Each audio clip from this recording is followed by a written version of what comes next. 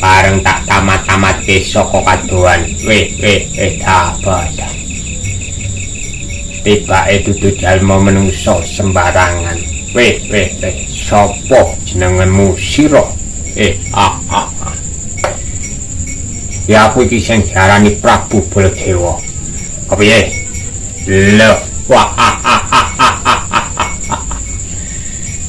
kotok temen awakmu iki Prabu Baladewa. Ya aku tetep kotok karo sapa wae ora duwe wedi geter lan geter. Nek keperluan apa kowe teko kene? Lho, babar blas aku ora dianggep raja. Aku rajane Raja Buta Yeksa kang duweni wibawa banget gedene.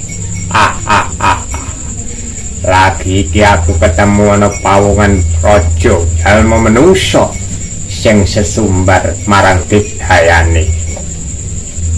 Kepiye? Ana apa? Urusanmu apa tekan kene iki?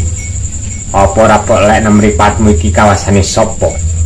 Iki kawasane raiku, Rai Kresna, ya adikku Basudewa Kresna. Loh,